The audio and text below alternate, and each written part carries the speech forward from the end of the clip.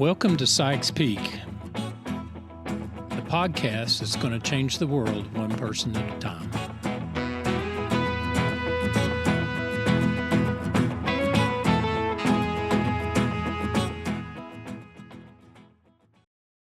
Welcome to our podcast today. We're continuing trauma, and today in this session, we're going to talk about a little bit more about anxiety. We left off when we were talking about stress and anxiety and how trauma affects our stress and anxiety, and what that there's good stress, there's bad stress, there's I don't know that there's any such thing as good anxiety. In this episode, we want to expound on that a little bit and look at what problems trauma causes,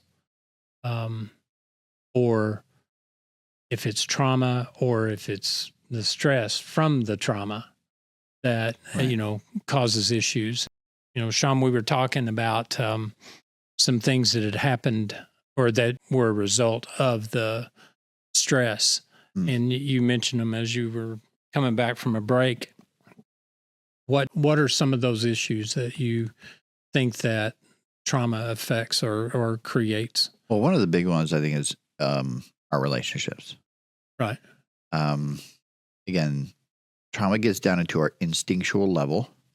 And so one of the things that I found in what relationships are we talking about? All relationships. So familial. Oh yeah. Your boss, even like when your boss gives you a minor criticism, you can overreact and take it personally. And you're like, oh, they just think like, oh no, hang on. Like just take a deep breath,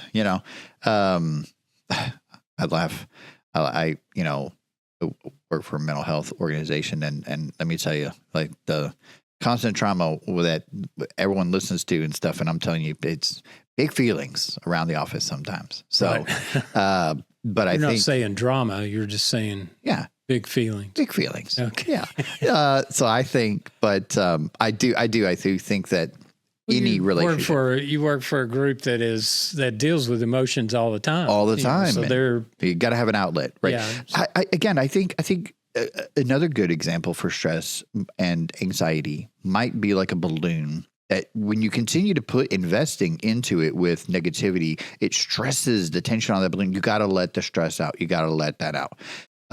But again, trauma hits you at that instinctual level in your brain. It gets down to those deep, deep roots into how you function. And one of the things that I know I've heard a lot of from people who've had traumas, divorces,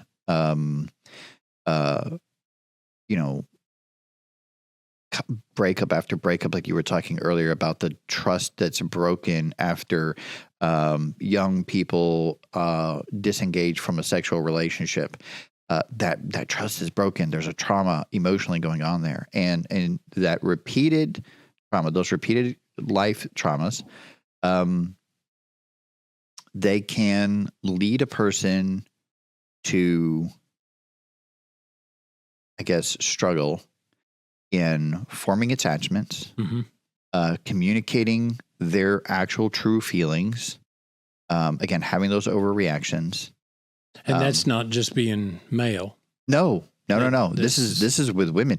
But the phrase I hear a lot is, especially with women who try to get back into dating, might say, it just doesn't feel right. And it's that instinctual level that they're talking from. Right.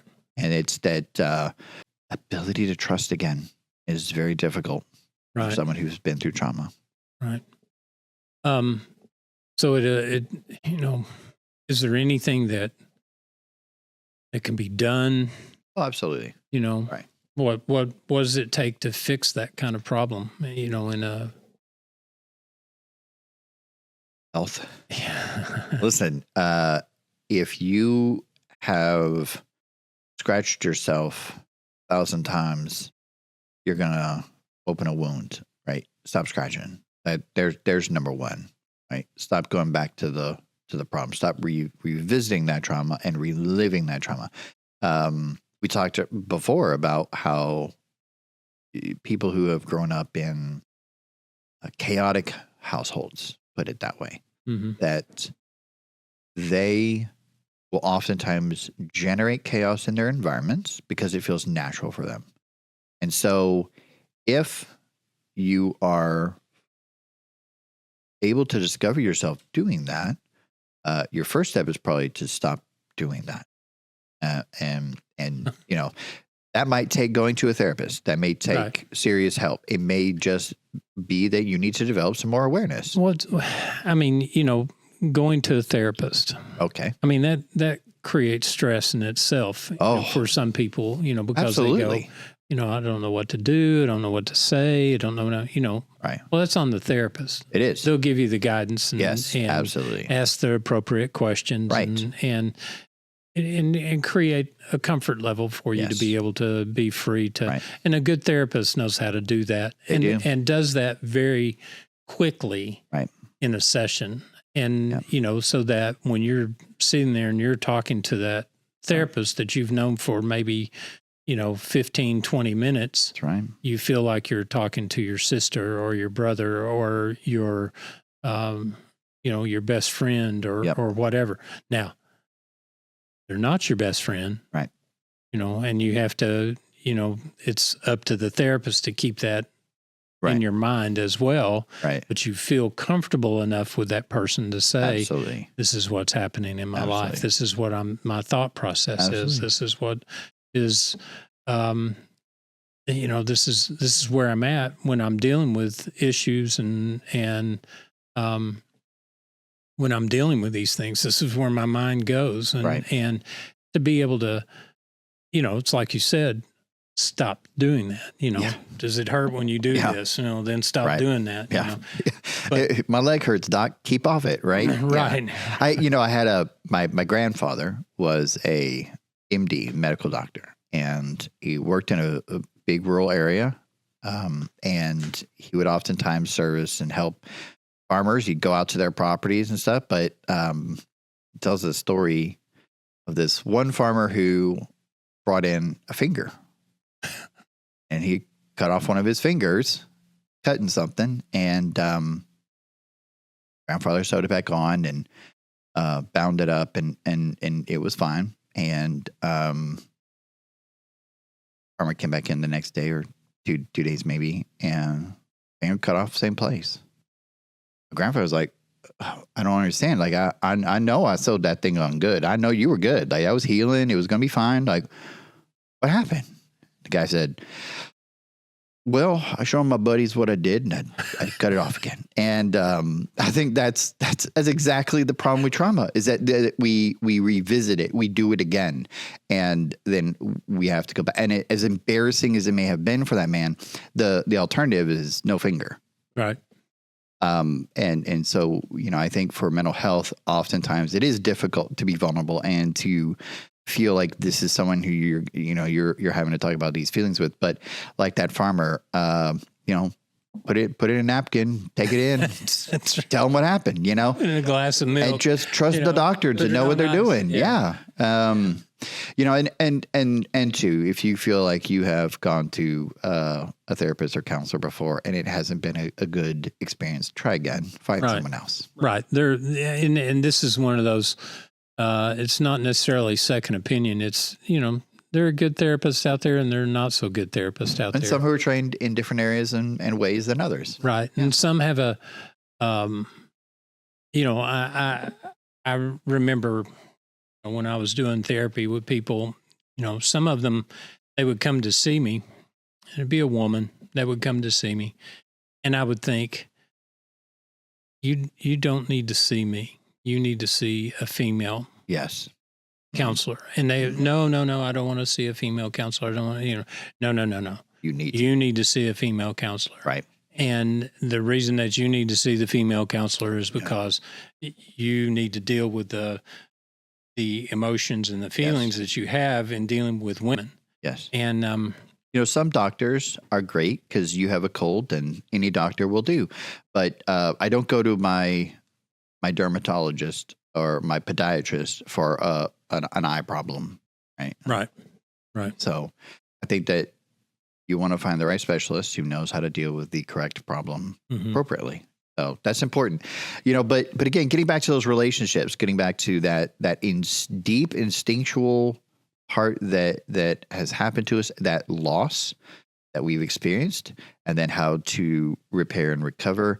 Again, part of it is when you feel like you can identify, I have been through a trauma. I have experienced a divorce, loss of a loved one, and your instincts are telling you something, you might want to raise a question mark over that. So, when we're talking about relationships, say you've been in a relationship for 30 years. Yeah. Marital relationship for 30 years. Yep. And you suddenly you realize that the person that you're with is not, that you're not happy with them. Mm. Let's put it that way. What do you do? I mean, how do you deal with that? I mean, you're looking at the other person and you're going, you don't make me grow. You don't provide an environment in which I can grow in. Mm. And you've been with them for 30 years, but kids are all grown out of the house. Right. What do you do? I mean, how do you deal with that? I mean, my thought is, you're looking at the other person and you're saying, you're not good for me. Yeah. And whereas you probably have to look at yourself. And that's why we say That's go huge. to Right the there. therapist. That's it. That's it right because there.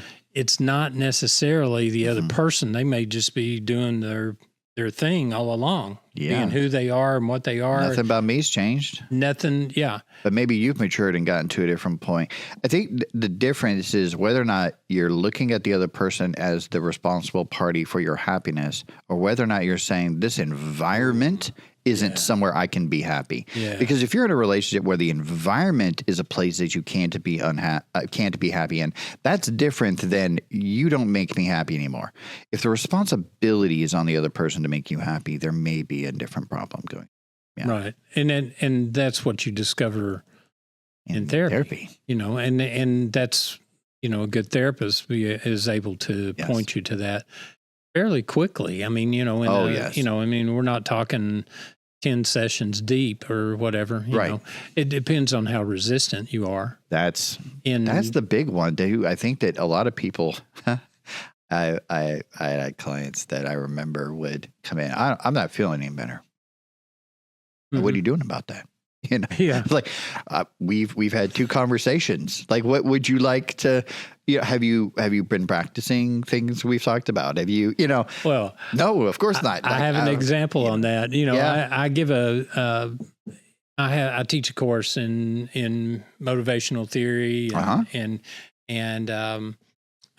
teach it in developmental psychology, and there's a couple of times the idea or the chapter on stress and anxiety pops up. It doesn't matter, if you're adulting, you're experiencing stress and anxiety. And one of the things that we do is as a demonstration, is we give the Holmes and Ray stress inventory. When I was when I was in school, we were learning about the Holmes and Ray stress inventory. And professional school, not elementary. Yeah, no. Okay. This is learning how to distribute and how to instruct it, and then how to administer it, and then how to score it. And so I'm in the class, and how Holmes Ray is you score certain things, and there are stressful events. Yes. That you experience throughout your life, and if you have experienced that event, purchase of a home, the loss of a loved one, Christmas, coming up. Oh my gosh. There's just all those good kind and bad. of things. Yeah. You just go down through there and you check those off, and then they each have a value, and then you total that up at the bottom. And when you get to the total at the bottom, it tells you your level of stress. So if you're between 50 and 100, you're chill. If you're between 100 and 200, you need to take notice. If you're 250, I don't know what the numbers are right now, but you get to a certain point. If you're over 250, you probably need to sit down and talk with someone. Yes, you do. Yeah. So I did this in class, and mine came out 360. Yeah. 360, Yeah. 360. Yeah. And so I went to my professor, I graded for him, and he was kind of my mentor. And so I went to him and I said, so I did the Holmes and Ray in class. And he said, yeah, how'd you score? And I said, 360. And he goes, and so what do you think about that? And I said, well, I think that's a problem. And he said, what are you going to do about it? And I said, well, I'm coming to talk to you. And he goes, can't help you. Yeah. And I said, my mind's firing on all cylinders at that point. I'm going, aren't you a therapist? Yeah. I mean, why can't you help me? And it was mainly because he was teaching me to be a therapist. He was teaching me to be a counselor. Right. And so he says, the question is, what you need to do. Now you need to devise your plan on what you're going to, what you're going to do. And he said, so what do you need to do? Right. And, just right off the cuff, I said, well, I need to develop my support system, Yeah. And I said, evidently I need to find a new therapist, and he started laughing. Of course we were, I was joking around with him, but, those are the things that you do is you develop your support system, you find therapy if you need it, and you find that therapist that you can talk to and you can relate with, and there you go. And you share with them. You fix the things that you can on your list. There were certain things, and it was just a time in my life. My grandmother had just passed away. Right. I was coming up on a graduation. I was, we were buying a house. I mean, those are like three of the biggies, in the process. Yeah. So, that just threw points in there. Yeah. Heavy, Yeah. And so, but those things were, I still miss my grandmother. I mean, she's been gone 40 years, but I still miss her, but, but the, at the time, I was 800 miles away, 900 miles away from where she lived. And my dad, basically he said to me, he said, do not worry about coming home for the funeral. And I said, no, I want to be there. And he goes, no. Don't come home. And, and my dad, he was basically the patriarch of the family. And, when my dad said, no, we know how much you love your grandmother. We know how much she meant to you. We know all those things. That's important. And you do not need to be here. As a parent, that's really important to be able to have that ability to recognize what your children need and not create further expectation upon them in life, no matter the age, to say, you don't have to be here to indicate to us, like there's no expectation for you to be here. Right. That's huge to give somebody peace like that in a time in their life when they have anxiety. And I had my time of mourning, for my grandmother. I mean, I loved her but that was, and she was my last grandparent. Right. So anyway, the idea that I was experiencing that stress, or my numbers, were high according to this inventory. Right. I really didn't feel the stress. Right. You know what I'm saying? I didn't feel like I was stressed out. I was a seminary student, and I was. Do you feel like you had a lot invested at that moment in time? I did, and and I was working with kids at that time, and at a home for emotionally disturbed kids, and they were a challenge, Yeah. But Well, I kept it professional. I didn't let it to get too emotional. Right. And I think that's what happens with a lot of people is that in relationships, there are some that are professional, there are some that are emotional. But even in the emotional, you still have to maintain a rational way of thinking. And stress causes growth. When you allow yourself to go through those phases of apply pressure and relief, when you are contracting a muscle and relieving it, you build your muscle, you make it stronger. Right. But when you're constantly trying to seek that stress or that relief, nothing happens. Right. I imagine while an enormous investment at that time was at risk, that you were still experiencing a tremendous amount of growth from the pressure and relief every Right. day. Waking up, going to work, pressure, come home, a little bit of relief, just Well, momentary relief. And later on, after graduating and after, completing degrees and all that stuff, and I'm in a private practice, people would ask me, they would say, I don't know how you do it. Yeah. You sit here 8 hours a day talking to people about their problems. Yep. How do you do it? Well, it's through education. Yes. And Right. knowing that I'm not sitting here being emotionally tied to every person that came to see me, because in the first session, I was seeing a 5-year-old little girl that had been sexually molested by the old man around the corner. Yeah.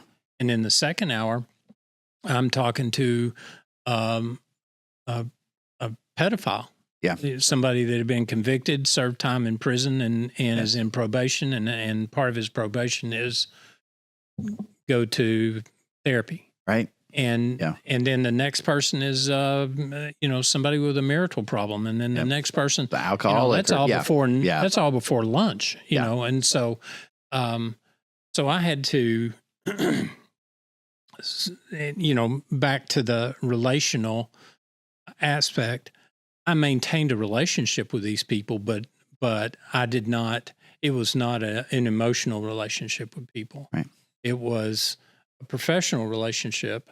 Right. In the sense that they've come to share with me what their Right. problems are, and they're looking for guidance or direction on how to deal with it. Right. And so, Well, like sometimes I think too, when you see someone, oh man, so many people on social media videos you can see fall and hurt themselves, and you can, yes, I know what that's like. Like you have that physical empathy with someone in that moment.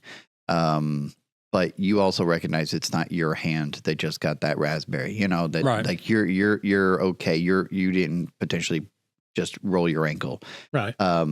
Emotionally, I think sometimes people get wrapped up in those conversations, too invested, maybe too attached. And it feels very much like it is them experiencing that, rather than I hear you and I see your pain and I empathize with it, but I'm not experiencing it for myself. And I'm not going to go absorbing it. I'm not going to Yeah. go. I might walk with you through your trauma, Yes. but I'm not going to experience Yes. your trauma. Yes. And because somebody's got to keep a clear head. Someone. That's- Oh my gosh. And again, we're talking about the therapist that you would Right. connect with. That's right. Now, if we're talking about the, as far as the relationship goes, we're talking about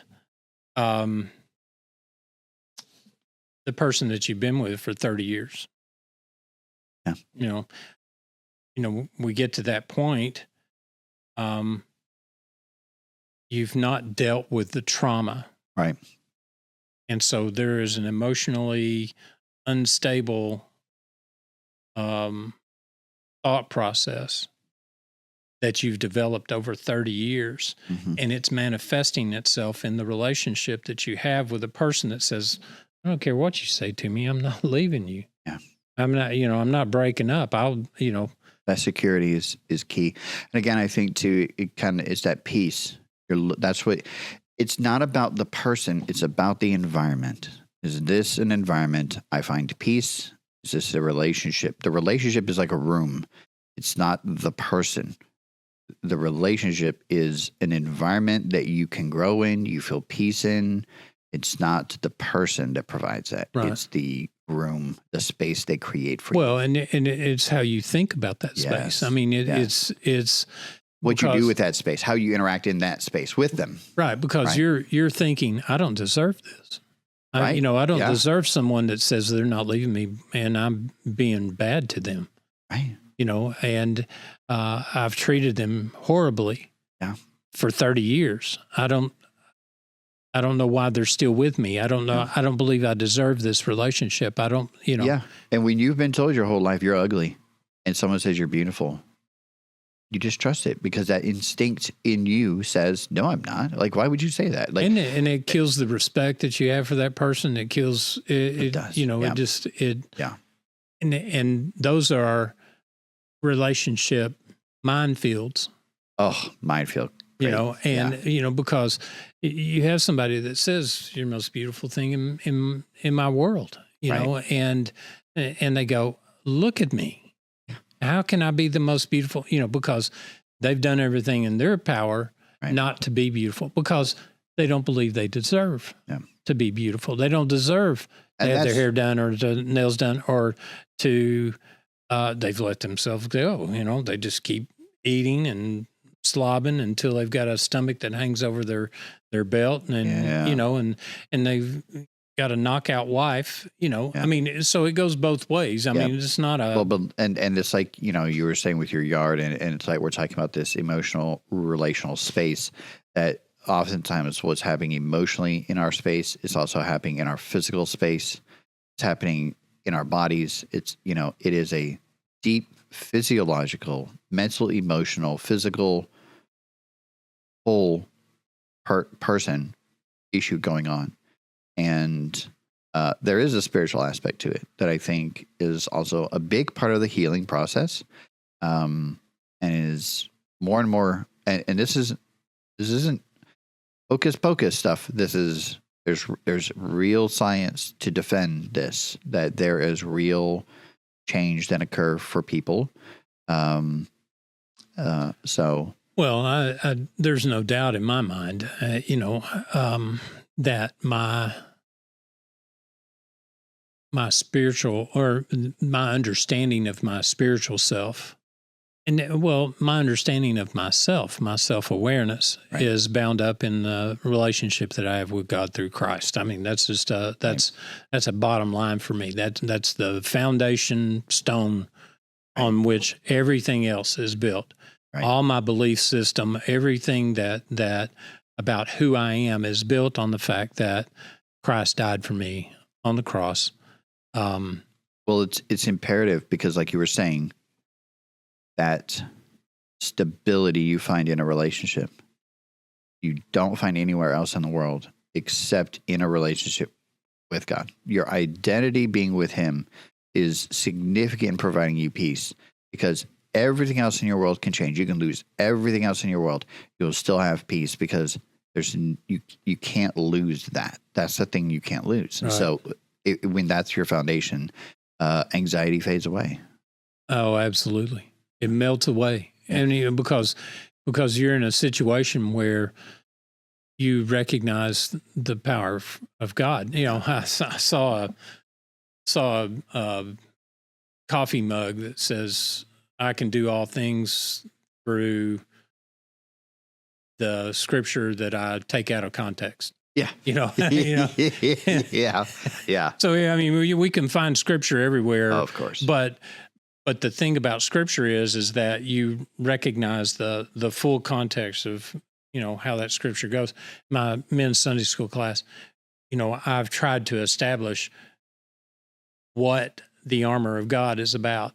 And part of that is the shield of faith. And that's this Sunday's message, actually.